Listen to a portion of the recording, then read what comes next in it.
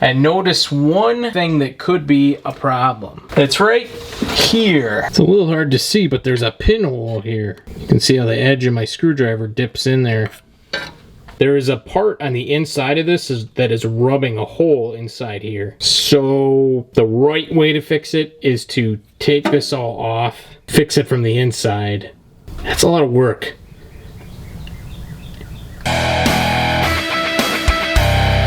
This is JB Weld, a two-part epoxy that you mix up and apply where you want to fix something.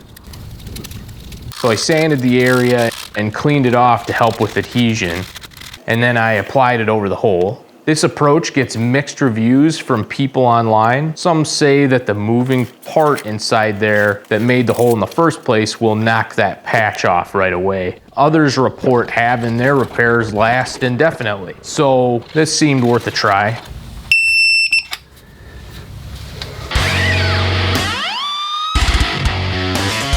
And at least I didn't have to wonder about it because, as you can see, our repair did not hold. It actually was starting to come off almost right away, like after I put that fluid in. It seemed like there's fluid seeping out already. So clearly something didn't work there. But since I still didn't have time to yank this massive thing out of the truck, I got weak and I took it into a shop. How much could it possibly be?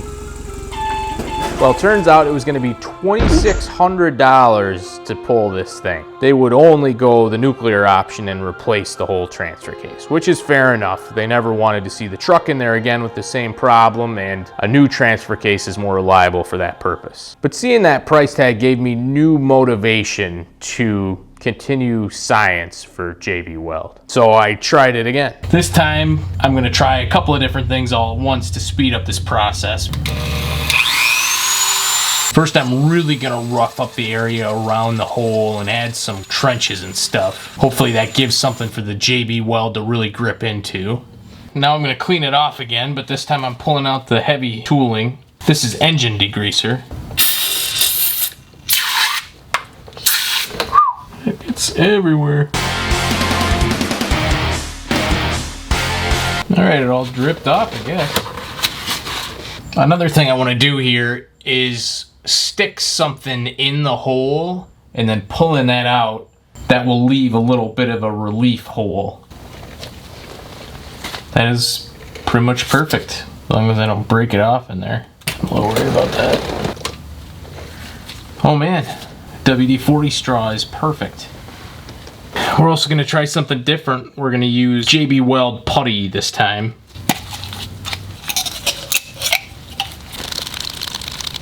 Very close to a unified color.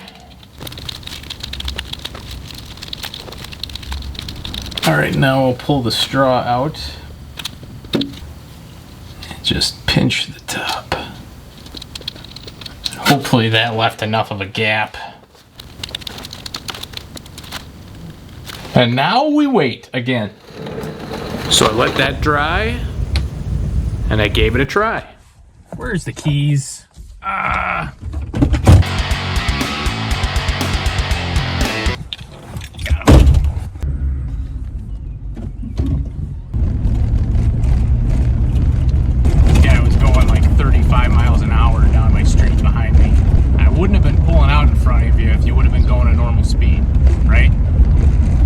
So good, nothing exciting.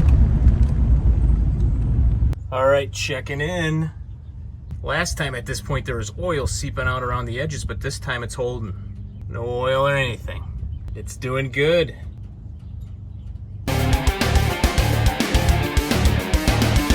All right, it's a year later. Let's crawl under the truck and take a look at how our patch is doing.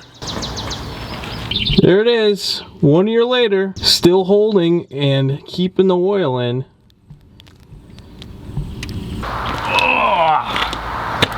All right, I think this experiment has revealed a couple of things. One, for some reason, it's harder to get under the truck now than it was a year ago.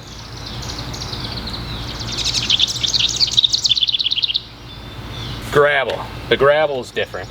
Two, a JB Weld patch like this can hold. It's definitely not the best choice, because now every time I drive the truck, I'm gonna be stuck hoping that that patch doesn't blow out. But I'm not driving it a ton. It's mostly a vehicle for hauling trash cans and stuff right now. I think same goes for if you were just driving around town.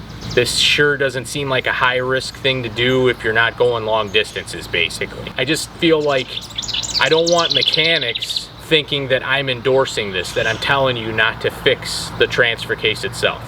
If you have the money, you should get this fixed the right way to avoid the risk of having your transfer case run out of oil and torpedo itself. But I assume a lot of us watching this have been in the straits where you can't afford to fix it the right way. You know, even 20 bucks worth of JB Weld would have been pushing my budget at points in my life. So I just think it's good to know that if you're in a tough scrape and you might need to give this a try, there's a chance that it could work for you and save you some money until you can afford the right fix later.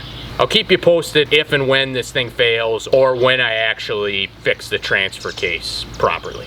Thanks for watching.